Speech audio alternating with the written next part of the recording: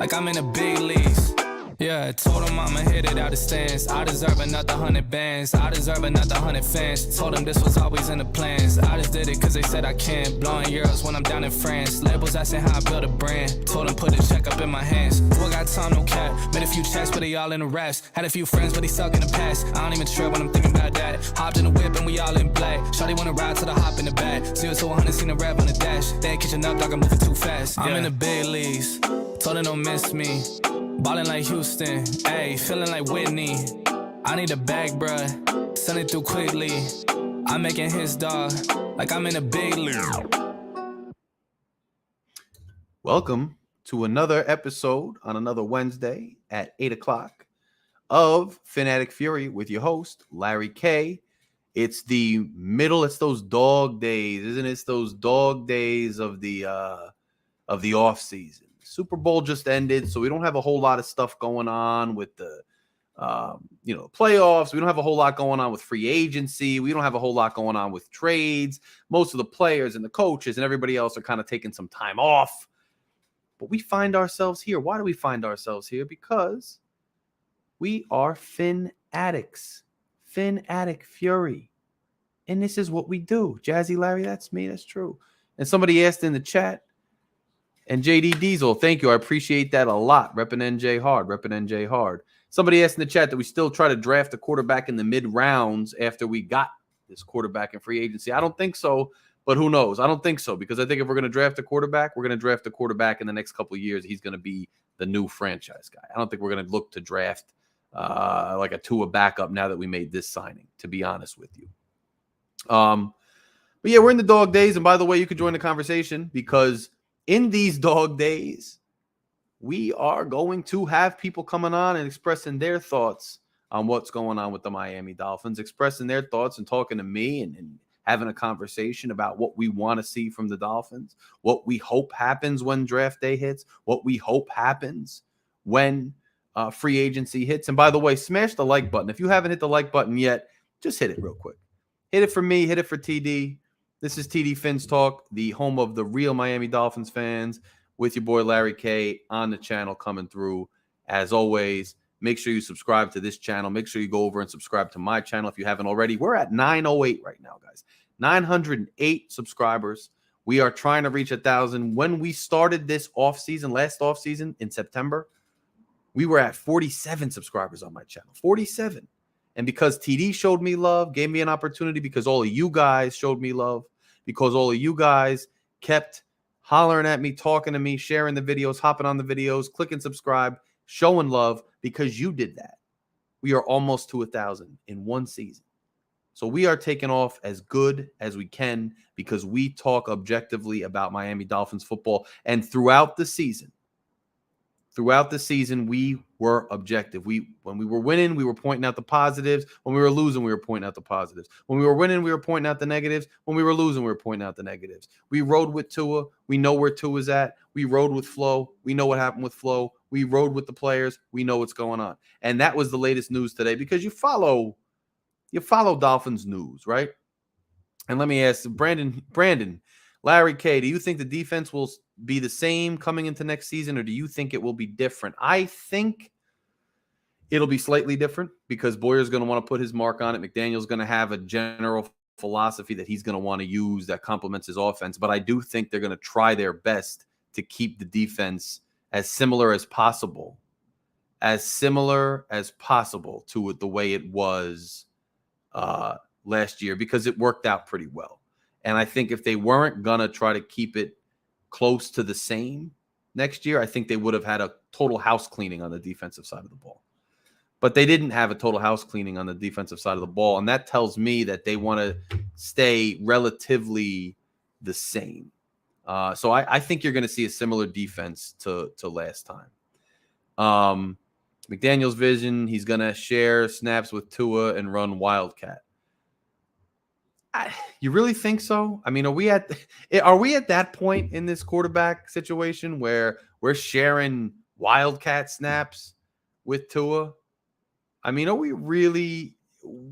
I'm sure he's a good player from the CFL and all, but is that where we're at? Because if that's where we're at, I mean, then we're nowhere. Then we might as well start moving. But the news that came out today, I don't know if anybody saw it. I don't know if anybody cares anymore about this particular piece of news, was that Brian Flores, and just so you know, Brian Flores got hired by the Steelers as a defensive assistant, which good for him. Bleezy, what's up, bro? And I saw that steak you were grilling the other day, Bleez. I meant to go comment. It looked banging. It looked great, Bleezy. So keep grilling those steaks down there, bro. They look good. You got good little technique there. So Flores is hired by the Steelers. So he's going to work for the Steelers, which I'm glad he's got a job. I'm glad he's going to be employed. I'm glad he's with a regime and a team that's a respected one. But this lawsuit is going to keep going. So just because he's on a team now, Ronnie, you're a Steelers fan. I mean, I'm rooting for him. I don't know if I can ever root for the Steelers, but I like to see B-Flow succeed. I would like to see him succeed. But now, Pure Fins, new is like being just a Dolphins fan. TD showed me that's just hype, and I'm not impressed. So here's the other thing. So this lawsuit news is going to keep going on. It's going to keep happening. We're not going to get a break from this lawsuit news until the lawsuit's over, which is going to drag on a couple seasons. So now it's like this ongoing soap opera. We're going to hear accusations against Ross every couple weeks, and the Dolphins are going to fire back at Flores, and they're going to dig up dirty laundry about the last 2-3 seasons every couple weeks. You might as well strap in and be like one of these people who sits and watches Bravo and loves drama, and you might as well get used to loving drama, because if you hate drama, you're going to have a bad time over these next couple of years, because this lawsuit is going to drag. So you better just start getting your popcorn. You know, when people are commenting on Facebook or whatever and they're arguing, somebody just always post that Michael Jackson eating popcorn meme. Just get used to eating popcorn, because there's going to be a heck of a lot of drama coming out. So the latest drama is that Flores came out and said that the Dolphins wanted him to sign a non-disclosure agreement, better known as an NDA, before he left the franchise. And he said that it cost him a lot of money that he left without signing the NDA, that he would have saved money. The Dolphins maybe would have reduced. I don't know how, but I guess they would have gave him more money or would have paid him better. I don't know. But now he's saying he didn't sign the NDA because he's got too much integrity. And that's where we're at. Shake is back. Greg Fontaine is in the building. Yo, what's on your mind, Shake, bro? What's on your mind? What's going on, man? No, I wanted to touch real quick on the Josh Boyer thing, what you were saying. The thing I like about Josh Boyer is that he is kind of like-minded with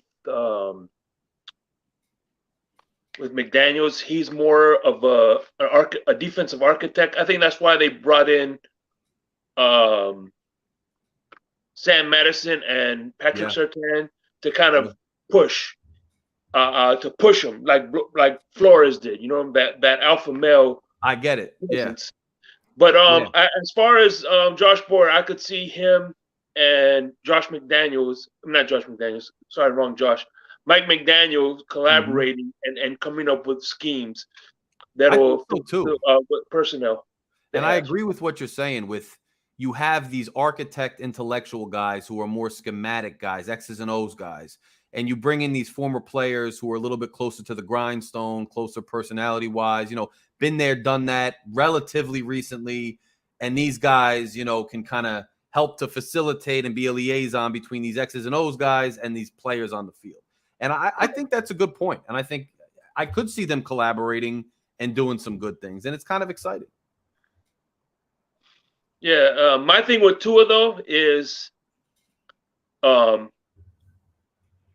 root for Tua. My heart says one thing, but my wallet says another thing. You know what I mean? True. I root for Tua, and I hope he wins, but I'm not going to bet on it. Yeah, and I don't blame you. That makes sense. No, it does. I feel the same. I'm going to root for him. I'm going to root for McDaniel. I like McDaniel as a personality and all that, but we've seen this kind of setup before. We've seen Tua. In my head, if you asked me to bet or you asked me for a legitimate opinion, I had to stake a career or a life on or something. I hate to say I'm not betting on huge things from this setup, but hopefully we have it anyway. Well, we'll see. We're fans at heart. We go with our heart, but our head always talks. You know how it is, Shake? Like that. It's just. I agree 100%. Can't escape it. Greg, what's up? You're muted. Oh, I'm muted? Oh, I'm sorry. Yeah, now you're not. So what's up, bro? Yeah. What's going on? Larry, enjoying the content, man. I like it. I appreciate it a lot, bro. I appreciate the love, dude. So what's up? Appreciate you coming on, too. Yeah, I'm really excited for this season, but I don't know what to expect because it's the Dolphins at the end of the day. They always find a way to dolphin it. Yes. But this lawsuit, man, with Flores, first off, Flores, I hope he does good. I'm not going to be a big Steelers fan. I'm hoping he does big things. But I really hope this 100K thing's true so Ross can get out of here, bro. Ross is just – I can't stand him anymore, man. Bro, I agree. Like, I don't even – whatever the facts are, whatever's going on, just please get rid of Magoo, get rid of Stephen Ross. I don't care if this was the best hire ever. It's because he slipped and fell in it, not because he knows what he's doing. He will never know what he's doing, so we might as well get rid of him. Please give us some hope. Yeah, exactly. Because if Ross wasn't here, I think we would have been I think we might have been maybe won a playoff game by this point. Probably. Because some of the things Ross have done is just like, really? You're going to bring in this person? Oh, you're going to keep bringing Philman? Like, what? You know, I told you, somebody on, I forget, 5 Reasons or somebody said, that, and it was hilarious, because he just broke it down for me, and he's like, this is Stephen Ross. And he, like, made you think, he's like, he sat in a room with Philbin across from him, looked him in the face, shook his hand, had a conversation, said, that's the guy. That's the guy to lead an NFL. Who, like, he's suspect as he's so suspect ever since that moment. You can't put it out of your head. What made him do that? Joe Philbin, of all people, man. Remember, Greg, you remember, and Shake, you remember this too, the Hard Knocks, when we were all hyped, we had a new regime, and they just saw Philbin, like, picking up gum wrappers. And then, I think I was little when I saw it, so you remember? Dude, I was probably 8 years old, but I remember some of it. You're lucky. Listen, that you don't remember. I'm not gonna lie. I stopped watching Hard Knock after they traded damn, I can't think of his name. I loved him. That cornerback. Oh, Vontae Davis? Yeah, once they traded him, that shit broke my heart so much that I'm like, I can't watch it anymore. I can't. He's dismantling the team too much. When he got rid of Vontae. I'm listening. Oh, when I was little, I don't think I paid attention because it was too long. And as a kid, I didn't want to, watch it like a 30-minute documentary. Yeah. Yeah. I was into that stuff. You're lucky because it was traumatizing. And I remember when Ocho Cinco got cut, Shake, and Jake Long, I forget who else, goes in to meet with Philbin.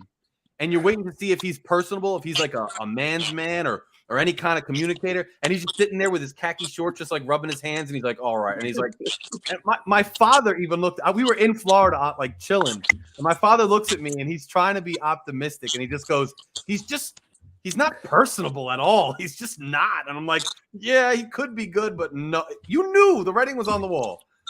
Well, I feel like Stephen Ross is not personable. I bet if he's in a room, he's the same awkward way, because he's an awkward cat. Like, he's got the ears, like he could fly with them. I don't know, man, I just can't. But I don't know. Besides Ross, what else is on your guys' mind? I mean, what do you think, Greg, what do you think of Tua? Because I know Shake's opinion. What is yours, Greg? I don't know your opinion. I've been saying it since the draft. I never wanted Tua. I thought Tua was a bust from day one. Even after the hip injury, I've been saying a bust. I've been saying, if we draft Tua, I prefer not be top 10. I was rooting. If we did get Tua later in the draft, I would have been like, oh, okay, at least we got a good player at 5. But no, we took him at 5. And ever since, I was like pissed, man. I was crying. I was like, why did we do this? And then I listened to TD, Doug, and they're giving me hope. I'm like, yeah, Tua. Yes. And then I see these games. Arizona, I'm fired up. Denver, I'm like, yeah. And then this year, it's like, oh, I've been saying this since the draft, and now it's coming to fruition.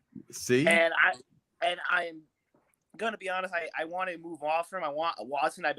Ever since Watson's been available, I wanted Watson, and I'm still wanting Watson. I'm gonna give Tua a shot this year. I'm gonna be rooting for the guy. But if it's like this year, I'm not gonna be a happy man. Agree. Shake, I know your opinion now. What was your opinion pre-draft of Tua? Tua, I just went with the consensus. I really never had an opinion.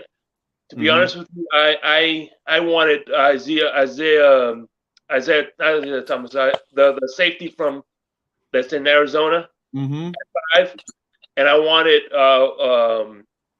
Jalen Hurts with the Noah pick. Yeah. If you the ask Noah me. pick is a bust. I ain't trying to knock Igbenogany. I hope he's probably a good guy and all that, but that's just a bust pick, man. Okay, this is where we're finally going to disagree. I think Noah. I joke. I tell people I'm part of the Noah's Ark. I'm a Noah near whatever. You're going to carry him through the flood while everybody's hating on him.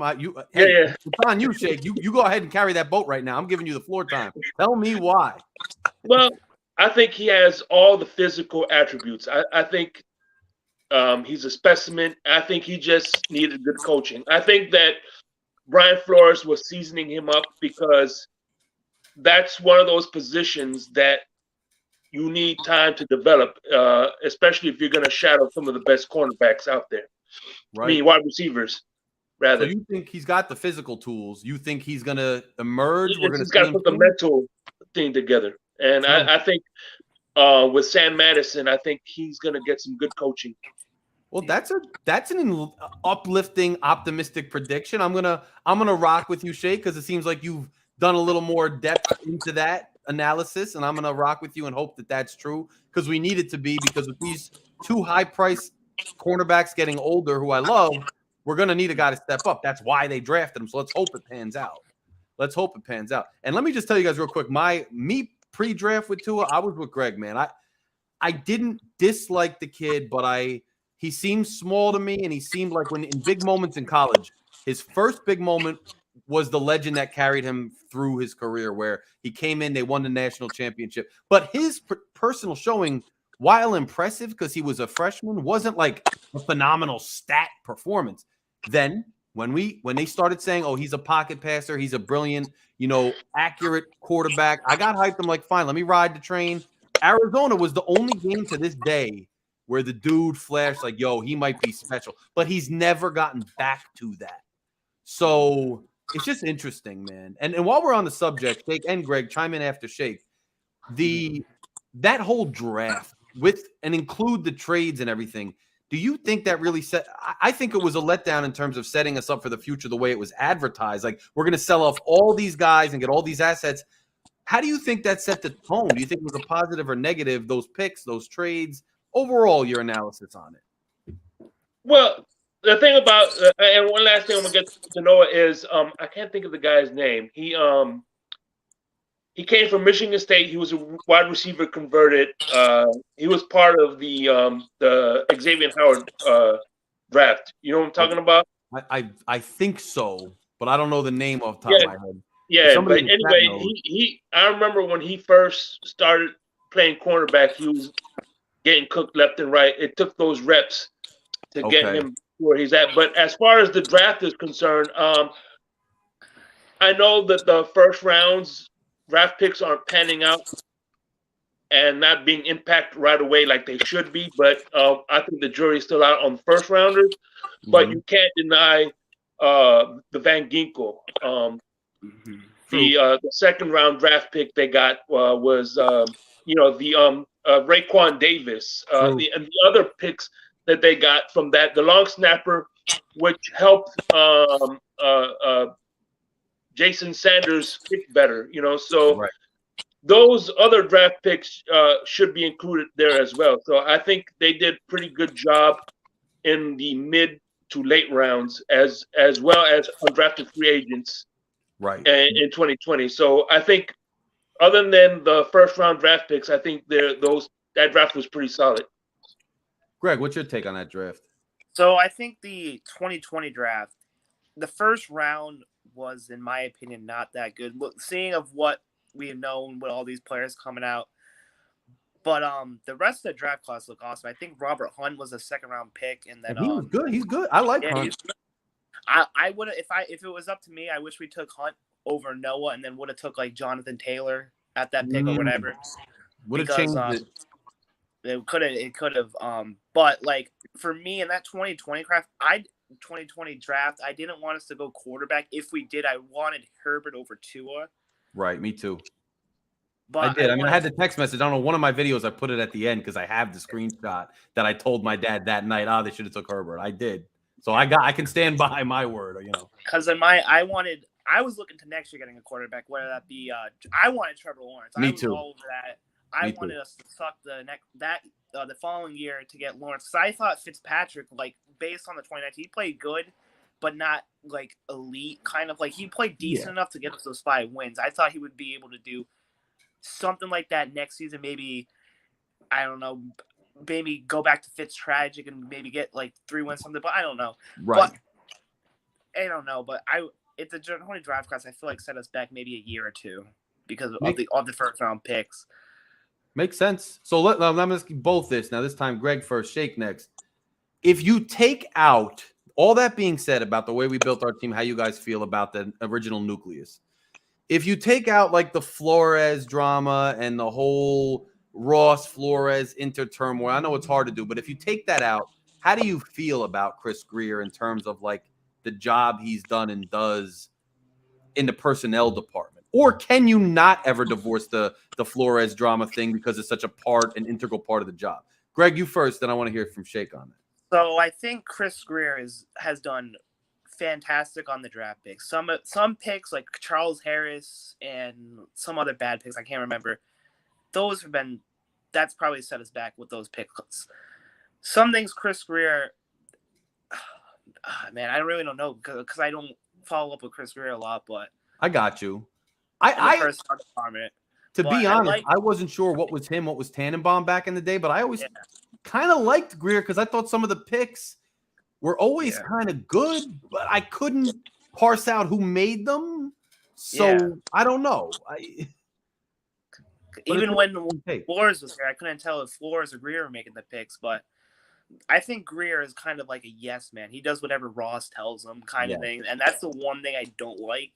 I just wish Ross, because Ross is like in New York half the time. I wish he would just let Grier do whatever he needs to do to get the job done. He's always over here. He builds the Hudson Yards thing. He's all about the glitz and the glamour. His plane's flying in at Teterboro Airport over here. He's a pain.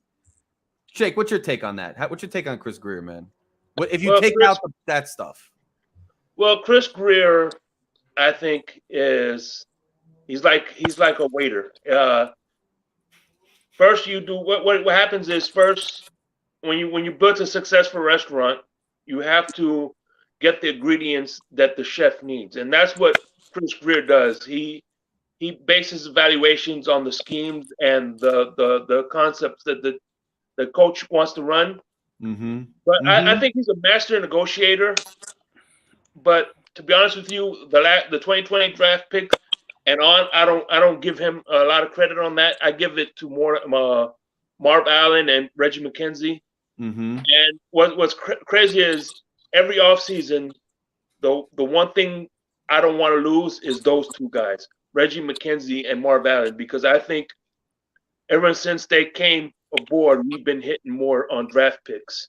That makes a lot of sense. And, you know, some guys, just like some coaches take credit for great players, any boss in any profession, some guy at the top could take credit for the guys actually doing the analysis and the work. And these guys might really be the key to the success. And maybe, you know, you think if McKenzie's doing that well, he might wind up getting a job somewhere, or maybe he'll take Greer's spot at some point here. But Greer he's found a way, I think, to get Ross's ear, and he's found a way to kind of stay afloat and be in his good graces. I don't think the personnel department's the problem. I think the problem is we keep building teams with decent personnel picks, and then we fire the coach, and we panic too quick, and then we have to switch the personnel too quickly. It's like, yo, we've been building a nucleus, and now all of a sudden a new guy comes in, and he wants to get rid of these guys. We've got to rock. If we're going to be with McDaniel, bro, just go with McDaniel even if you got to change Tua. Let McDaniel build his team, because let's stop this. Greg, what were you going to say? What? I thought you were going to say something. Well, that's what kind of I say. That's what kind of what Greer does. He like I said, he asks in my opinion, he asks the coach, what kind of players are you looking for, and then that's what he says. Okay, I scouted these 5 receivers that run the type of offense that you like. Which one do you want? You know what I mean? I think that's how he goes about it. But the one thing I do like about Chris Greer is how he negotiates and how he makes the contracts both team friendly and player friendly, so we're not in cap hell. And he's been good at that for a long time. And we've had a good front office that I think is good at that. A lot of a football operation that goes into it, we don't even pay attention to, is like the movers and shakers with the money side, the contracts, all that stuff. We've been pretty good at that. Now, hold on, I got a comment.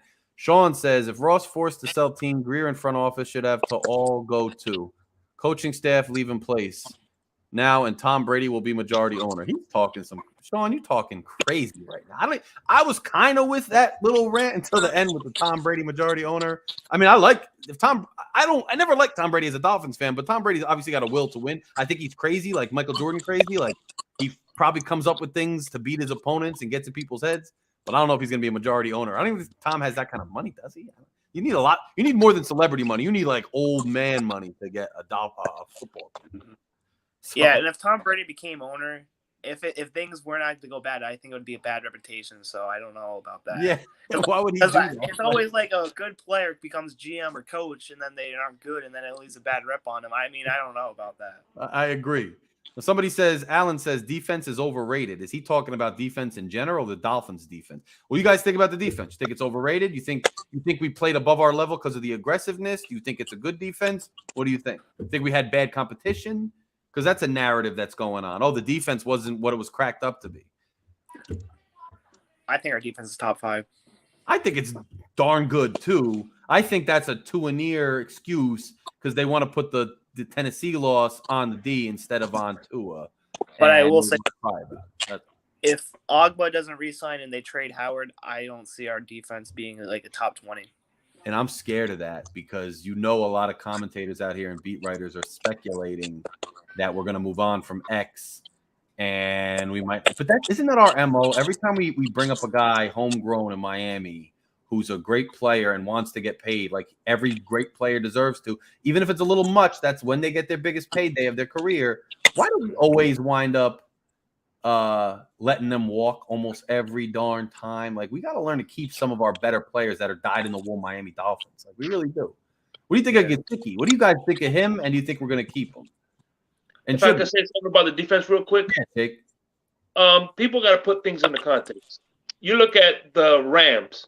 The Rams is probably one of the greatest defenses top 5 defenses in the NFL. Mm-hmm. The reason they don't have the same success against the San Francisco 49ers is one, Kyle Shanahan knows McVay in and out, and two, they're on the field a lot. So I don't care what you say. If you lose time of possession, your defense could only hold up so much. Your defense could only do so much before they get winded and give up big plays. And I think a lot of those numbers are just from maybe 1 or 2 big plays, and it kind of skews up the numbers a little bit.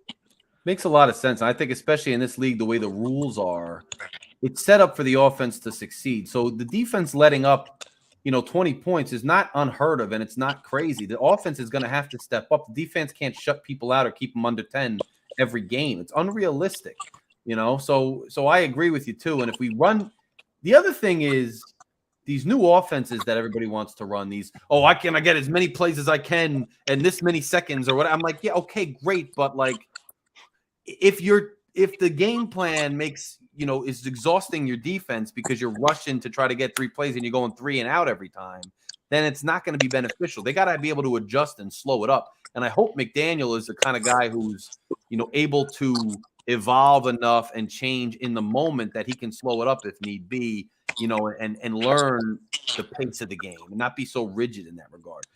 And anyway, what's your guys' opinion on Gesicki though? Because I think that's a big question mark coming up. And he's a hot topic about arguing. Some people say he's a one-trick pony. We got to get rid of him. He wants too much money. Some people say he's a playmaker. We got to keep him. What's your guys' thoughts? I think I love Gesicki, man. He's a beast. I wanted him in the draft. We got him, thank God. But I don't think we're going to re-sign him. Here's why. I think he might want the money, and I don't think Miami's going to give him the money. Because I think we're going to be running a zone blocking scheme. Or I heard that's what everyone's assuming. That's what everyone's saying. And Gesicki's not a good blocker, but I think if you give Gesicki a shot, I think he can be a good blocker. But I just don't see us re-signing him.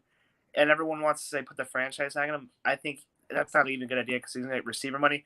I would put the franchise tag on Emmanuel Ogbah, but that's just me. But I love Gesicki. I think he's a great player. I just don't see us re-signing him. And that's some more heart versus brain talk right there by Greg, because Greg's like, I love him too. He's from Jersey. He's a beast. He loves the Dolphins, but brain-wise, not saying like they probably, I think, are probably going to move on. Shake, what's your thought? You have to make a choice between Ogbah and Gesicki. Which one do you want to pay? It's got to be Ogbah for me. Yeah. I think there's more chemistry between Durham Smythe and Tua than there was Gesicki and Tua. I think Smythe is a better passer. Better receiver than Gesicki is a blocker. If that makes sense. It does make sense. Yeah, and I like the fact I like Shaheen. I like and also the guy they drafted last year. His name's not coming to my head right now, but. What I'm talking about. Why am I drawing blanks? Long. Was it Long or Jake Long or no, whatever? Wrong. Sorry, wrong draft. Yeah, way wrong. Hunter Long. Yes. Long.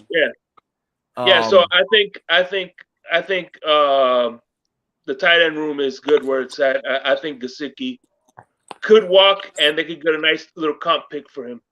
True, and you know what? I think your point's good too, in that Tua seemed to have a lot of chemistry with Smythe. And so if Smythe can block and receive, and Tua has a good chemistry as far as getting him the ball as a playmaker. And I liked Smythe even running the ball, putting his head down, and Shaheen. I thought both of them were traditional tight ends who could catch, who could run with the ball, who, took contact well, who went up and got the ball. I like both of them. So as much as I love Gesicki, I got to agree with you guys. And if you're sitting in a room and you have to sign people, retain people, you have a certain amount of money to spend, and you have an offense to run, it makes you wonder, like, are we really going to stick with Gesicki? And I think chances are, as much as I love him and would love to see him stay, and I don't think it's going to happen. I think he's going to get paid somewhere where they know and they want that kind of player to fit the scheme they run and the quarterback they have. And I don't think it's up. I think you guys make a good point there, honestly. What else we got here in the comments? I'm looking at the comments. Gesicki is a Pro Bowler with a real quarterback. That's facts.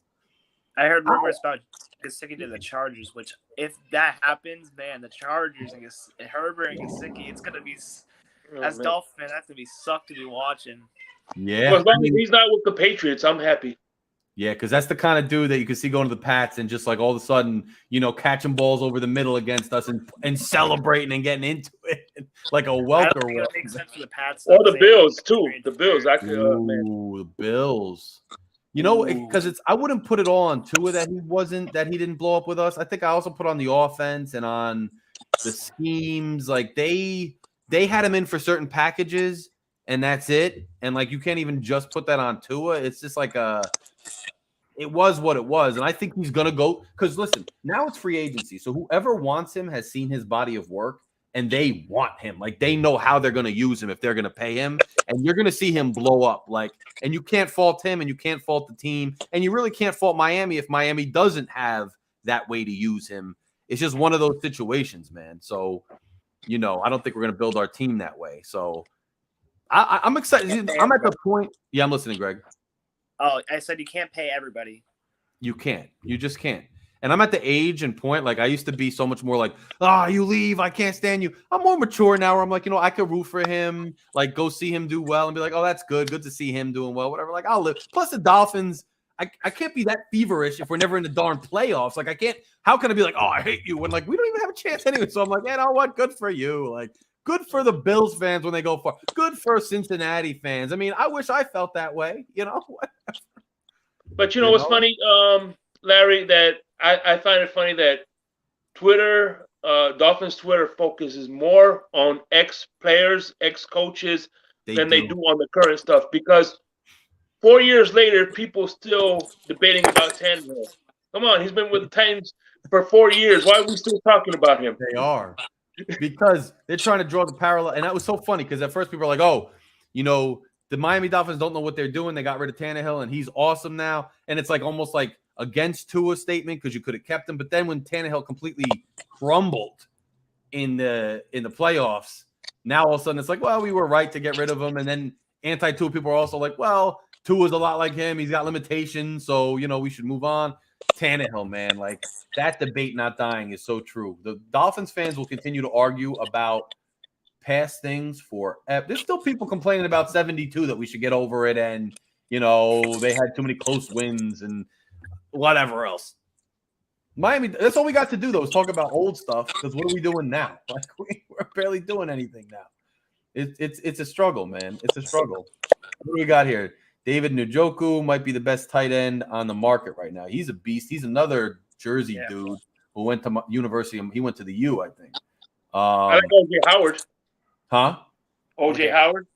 Yeah, him, bro. There's some tight ends out there, and if they run a certain kind of offense, man, there's a market for them.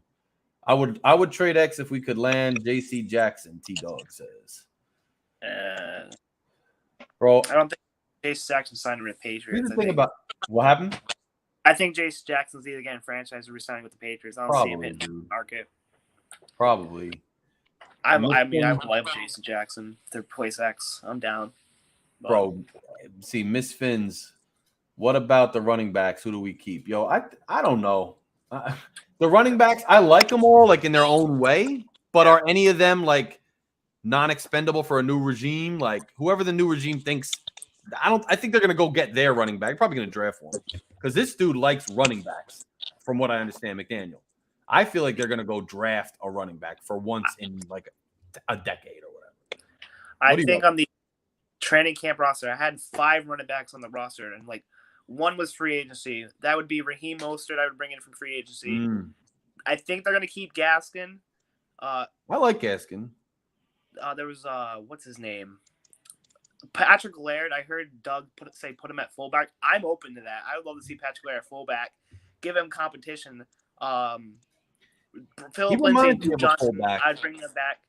But I think they'll end up trading Myles Gaskin in the either before draft or training camp. So those are the 5 I would go with. And then they'll draft one either early or late. Makes sense. Competition out there.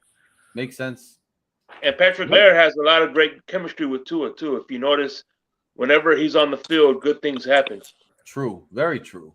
So I could see that too. I'm excited, to be honest with you. One of the most things I'm excited about is the running back, the running game, like, and the fullback, bro. I miss fullbacks. I'm interested in an innovative running game. Like, I think running in defense, even though it sounds old school and it's boring, like, I think it still wins games because you can control the clock, you can control the pace of the game, you can control the line of scrimmage. And like that still has a lot to do with winning football games. And back to the X conversation, look, there's going to be a time when X, it's a tough situation because X has won us single-handedly pretty much a few games. And that's, he's worth 3 wins a year. That's big. But at some point, he's just going to have one of those years where he's just falls off a cliff. And I hate to say it, I'm not being a jerk or anything. It's just guys get old and at some point just something hits and they're not at the same speed. It's not going to be this year. But we play that game of chicken where, like, at what point do we give up one of our best players just because we know at some point he's going to decline and he's at max value now? Or do we do what a lot of good teams do and just ride him out and just ride him? I don't know, but I don't know. Are we there? We're not there where we're going to be able to make a run in 2 years. Does he want to go somewhere where he can make a run? Maybe the Steelers. I mean, I don't know. With X, man, it's tough. Like, again, head and heart, he's worth some wins on his own, but he's going to hit the cliff at some point with those knees too. Well, the Rams are going to have first-round draft picks next year, so I could see him being traded to the Rams for future first-round draft picks. Because Chris Greer likes to accumulate draft picks for the future. It does. And we'll have, if they do that, we'll have 3 first-round draft picks next year. Oh, which maybe gets us a quarterback. The only quarterback I would think next year would be what's his name? I think the Van Dyke kid from Miami. That's a guy I'm liking, but I haven't looked at the next year's class because I saw Bryce Young and CJ Stroud. I'm like, those guys are probably not being bust. That's right. just what I just see now. But can you imagine? Reminds me of Tua right now. Yeah, I don't want to go with the hype. Like, I want to see. Shake, what were we saying? I was like, can you imagine the team that has to go against Xavier Howard and Jalen Ramsey? Bro, that's like, think about that. Think about that.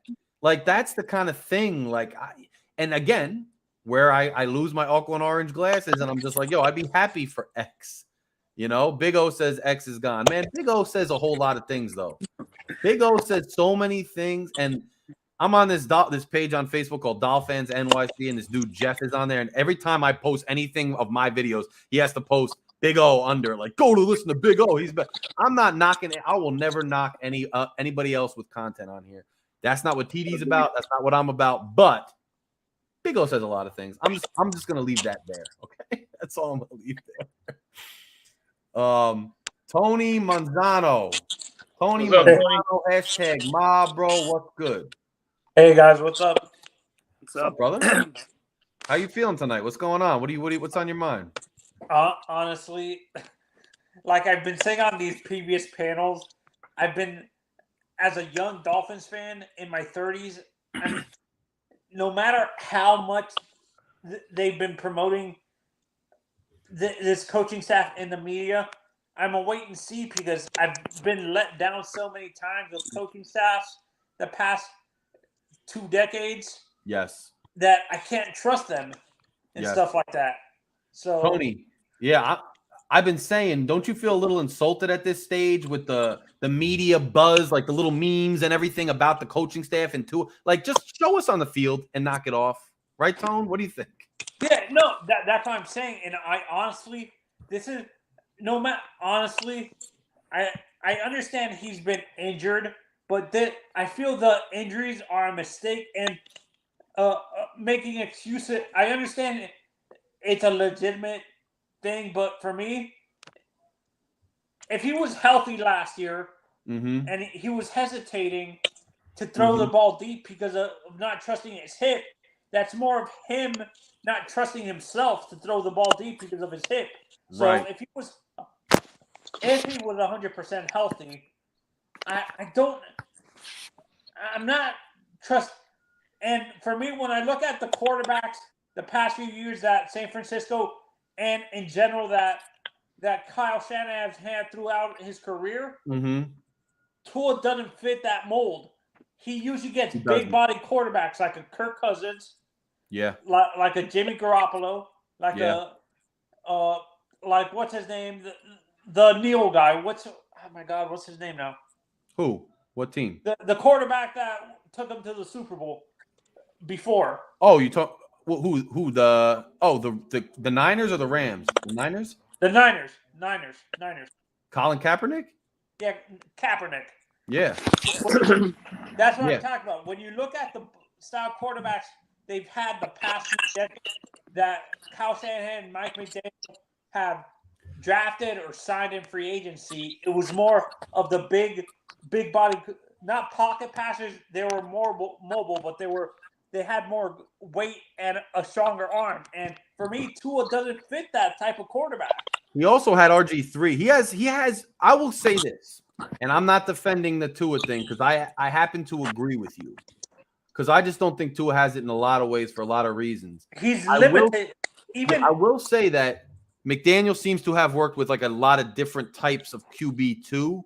So dude, not even because I believe he's gonna do anything great. I'm just genuinely sheer curiosity. Want to see what he's gonna do with Tua. Just because I'm like curious. Like, what is this dude gonna do? Because he looks like such a little nerd. You know? Nerd.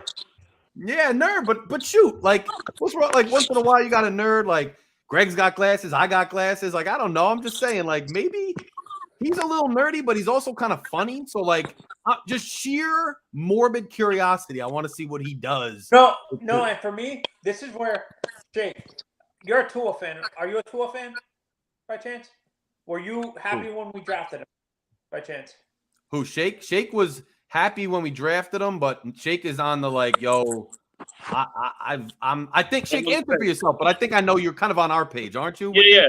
I'm rooting for him, but I'm not betting on him. Yeah.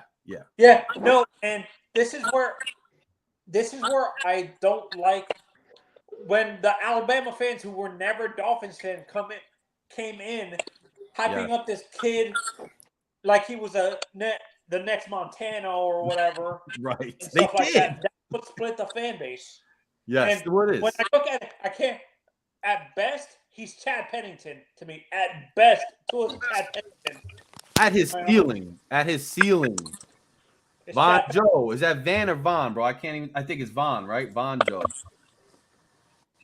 No. Hey, Von. Yeah, it's Von Joe. It's one of my aliases that I had since. Hey, how's it going? What's up, bro? How you doing?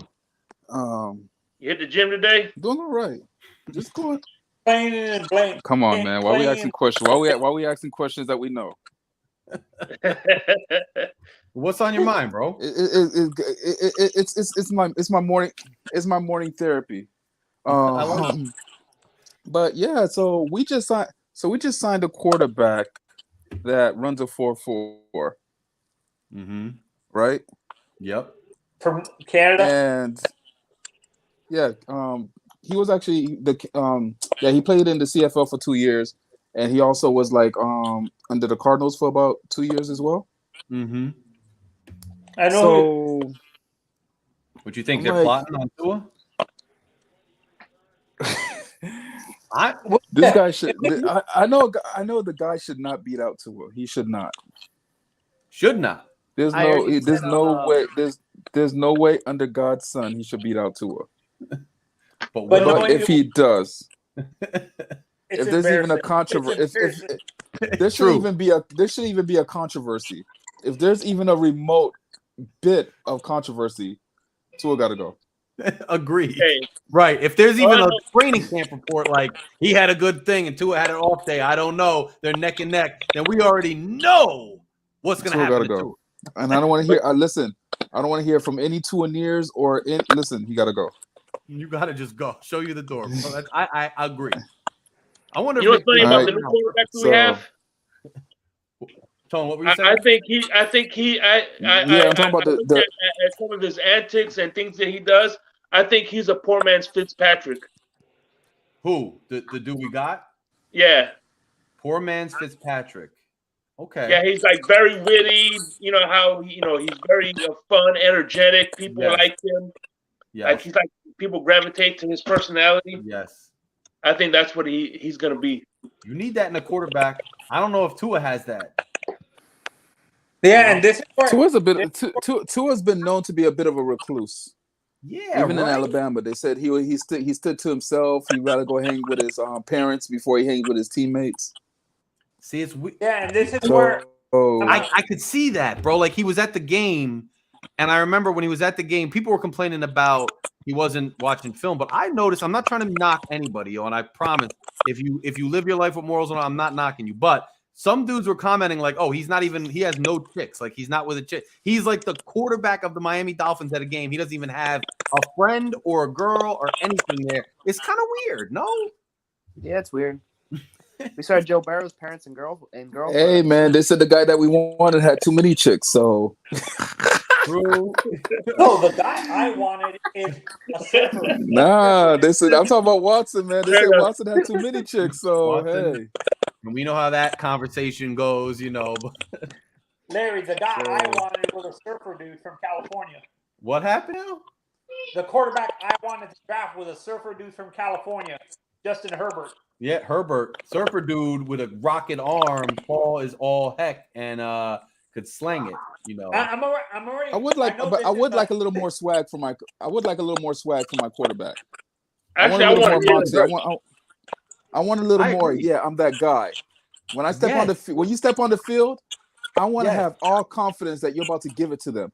Yes. Tua is the first quarterback that I've noticed that so many DBs look at him and say, "No, you're trash." Yo, and they say it right after the game every time. Like there's got to be something to it. They don't show any love or different. Listen, and that's been going on since college. Yeah. Whether whether Tua beats them. Or even when Tua beats them, they're more mad. They're like, man, we lost to that trash quarterback. I'm like, yo, but he just beat you. They really are. They really are. I've never seen a quarterback so disrespected by the opposing defensive backs ever in my life. I know this is of me watching football. I agree, bro. You're right. For me, Tony, what are you saying? Tony, who's talking? I know this is delusional. Can you hear me? Yeah. I know this is delusional as a Dolphins fan, but with the history of that franchise being cheap, I can see Justin Herbert demanding a trade out of there, like Breeze and what's his name did. Eli didn't want to go there. Huh? Eli didn't want to go there. Eli demanded. No, that's the reason why. Because that franchise, in essence, they're like the what's it called? The Lions. The Lions are a perfect example of a franchise that doesn't know how to run things, and they're so cheap that they're basically a wasteland for quarterbacks and stuff like that. That's why. Sense. We'll see. And Herbert, Herbert, the way he's built, he's not going to want to trade. He's not going to trade out of there. Bro, Herbert, and that's his wheelhouse. I mean, it's a big market if they could get it rolling. You know what I mean? No, they're basically the second team. They're not. Yeah, they're like the Jets of New York. I know. Yeah. So, by the way, speaking of disrespecting Tua, remember when that Jets corner picked that? We thought the game was over. The way that they reacted to that, he knew that was coming. He wanted to disrespect him at the end of the game, and the coach was like, "Yeah, I knew you would pick Tua off right there." I was so mad at that. Robert Saleh. Yeah, but I ain't even mad at them. I hate them. I'm mad at them, but I was like, because they knew it. They're like, I'm gonna pick him off right now, and they did. Yeah, they knew that play was completely telegraphed. He jumped the route, and I was just like, "Oh, for the love of God!" Lord, what? And that game was over too, and it wasn't over after that. Come on now, I was like, man, for everything good under the sun, why? Right? For me, why was that so predictable? It's crazy. It was predictable. I think the media hyped Tua a little bit too much that even the Dolphins fans who wanted Tua bought into it and stuff like that. No, but the thing is, the media is off the Tua train now. The media is like, that surprised me. Colin Shannon Sharp Sharp was a big Tua fan. He's off of him. He started to waver mid-season because I would watch him. I would go to him to lift my spirits. I used to go to Shannon Sharp and go to him to lift my spirits every time. Be like, yo, get him, Shannon. And then when he was off the train, bro, I was like, man, I knew this. And now Shannon agrees. Come on now. Yeah, when Uncle Shannon sat there and said, "Nah, he just average. He's just a run-of-the-mill quarterback." Uncle Shannon gave up, bro. that broke my heart. I was just like, geez, come on, man. I mean, yeah. And what worries me about Tua, I said on Chris's channel, Vaughn, to agree with this, but what worries me about Tua specifically, even if he's 100% healthy in his mind, because with the bootlegs that offense is gonna be running, Tua's not gonna be so afraid of getting hit that he might get injured again. That's what scares me. It's not the physical part; it's the mental. He's gonna second guess himself running outside the pocket and stuff. I think it's both mental, physical. Like the dude just has some limitations. And if you notice, if you guys remember his rookie year, early on in his rookie year, they had a commercial that would air during Dolphins games or something with like his dad, and he's like, they said Tua means this. And then they took that commercial is gone, bro. They thought he was going to be a phenomenon, and that commercial is gone. But here's the thing about what Tony was saying, and you probably seen it as well, Larry, is that his mental has affected his actual physical. It's actually affected his mechanics, his components, because you see him drop back, and when he's throwing, he's doing this thing now, especially if he's throwing on the run or is he throwing against his body, he's not planting that back leg, he's spinning off his plant foot. That front leg, he's spinning off it. And the ball is just floating all over the place. Well, he's mechanically suspect. He's not exactly. Right now he's mechanically broken because he's not planting and driving through. He's more planting and spinning. Right. And you saw that in the last couple games, especially in the Tennessee game. And I was literally jumping out of my skin because TD was not letting me on the stream. I was at work at the same time. Yes, because I was like, no, you guys are not looking at it. He's spinning on that leg. For some reason, he was spinning. Reason was Reason was talking about it, and I was like, he's spinning. Baltimore, even the win with Baltimore, he seemed like he was hesitating. Dude, I didn't think he was great at Baltimore. Everybody hypes him up. He was okay. He wasn't great. But hold on, everybody, hold on, because we got Crypto Ross in here, Crypto Ross 11, and I want to let Crypto Ross say something because he's been sitting here very patiently. So hang on one moment. I'll be back 1 moment. Give me 1 second. All right. Dude, that was anticlimactic. I was like, Crypto Ross. Yeah, very anticlimactic. But yeah, man, he's spinning. He's spinning off that front leg, and it was not like even like a twist of the hip. It's just like literally, I'm doing a ballet. It's like a pirouette. A pirouette. Like, what? Yes. I'm like, what am I seeing right now? Man, Tua, I don't know. So his mental has affected his mechanics. So again, and that's one thing I was worried. Now he has to get with that playbook and learn that verbiage and everything. But at the same time, we have to fix your mechanics again. Yes. And you have to, you have to mentally fortify yourself to say, hey, I am okay. I have faith in what's around me. Yes. No, I agree. And it's a whole new thing. And do we even want to invest that time and effort into him knowing his ceiling, bro? I don't know, but people underestimate, listen, that mental aspect of the game is a big part. Especially for because you have to trust what's around you. And once you no longer trust what's around you, and we saw it in games, that's probably why he was going for the quick reads. That's probably why he was the deep ball was coming open, and his mental clock was sped up. Like he has time, he had the time, but he felt pressure that wasn't there. Yes, a lot. He was pulling what is it called? He was pulling Sam Darnold seeing ghost. Sam Darnold would do the same thing. He was seeing and feeling ghosts because the thing is, he was literally feeling pressure that wasn't around him, and you saw it. And he won't look down the field. He put his head down and just panicked because he felt the pressure coming. But no, dude, you have time. You have an extra 2 seconds. Have time. Right.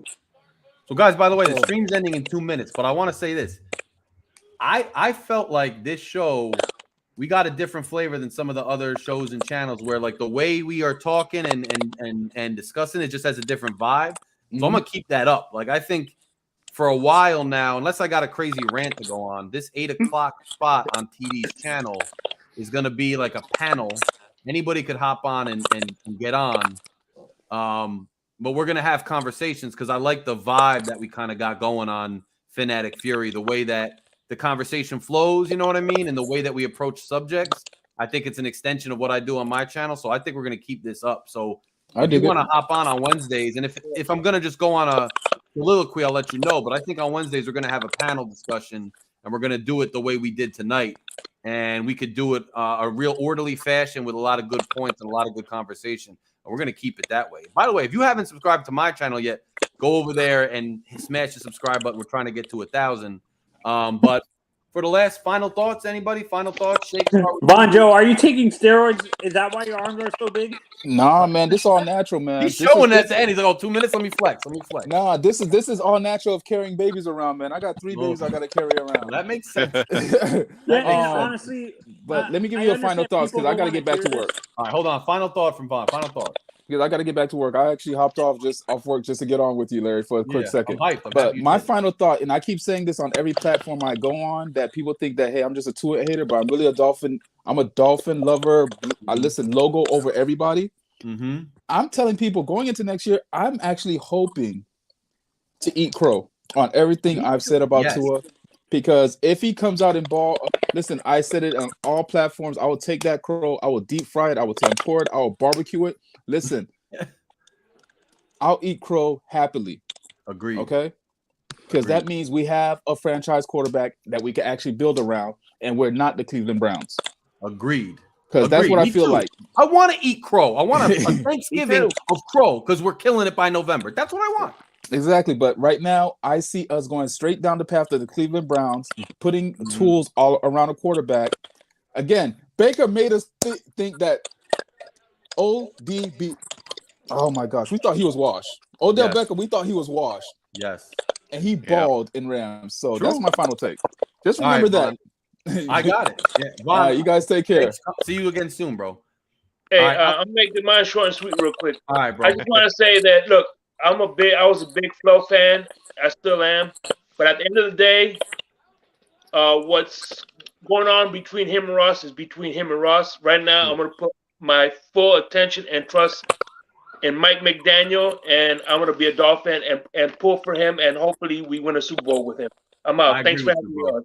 Bro, see you soon. All right, Shake Money. I got one final take for y'all.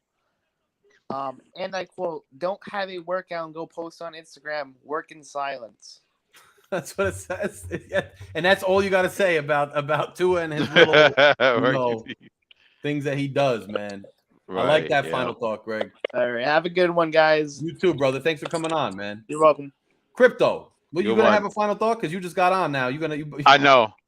Thanks, Larry. Thanks for having me on your show. No problem. Hey, it's in my name, man. Ross told Crypto we're gonna win at least 11 games. It's all in my name. If we don't win 11 games, we're gonna be fire and brimstone. You know. You need to. Yeah, because the previous guy you got rid of gave us 10 wins on the board. You know, you fire one guy, it's for an improvement, not to go backwards. Totally agree. You know, you got a base team that missed the playoffs by 1 game in its previous 2 seasons. So we cannot, as a fan base, accept going backwards. Agreed. You know, you're starting not out with a rebuild team. You're already starting out a team that can that was 1 game away from the playoffs. So that's why I got it in the name. Crypto told Ross we win 11 games minimum. I like that name. I like that thought, bro. I love it. Yeah, it's cool. And Shake Money, man, not Shake Money, but Von Joe got a good point, man.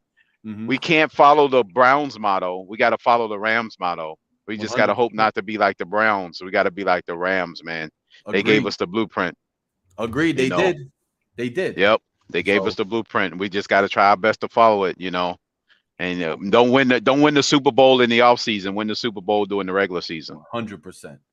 Yeah. All right, Tone. Final thoughts. Crypto. Thanks, bro. By the way, that was good commentary. My final thought. I understand people feel that we're tearing our nose in spite of our face, but I honestly, with his chronic knee issues, we can get, in terms of a trade, we can get a lot of out of X. We can get multiple first-round picks from Xavier. And I understand people don't want to hear that, but I honestly would want to trade either X or Byron for an extra first or second-round pick or something. Because honestly, can you trust? I understand he's been healthy, but he's been injured. He's missed a few games last season. He missed a few games the season before. You don't know when these injuries are going to show up again. No, I hear you, Tony. Good final thought. Miss Fins is next, guys. Go to Phin Addict Fury, smash the subscribe button. This was a great panel tonight. Join me every Wednesday at 8. We're going to do a panel just like this. Orderly, calm, intellectual, objective. That's how we do. TD, thanks for having me once again, brother. Smash the like button, smash the subscribe button. Miss Fins is next. TD might be on later. Have a great night, everybody. I'll see you next week, and I look forward to talking to you.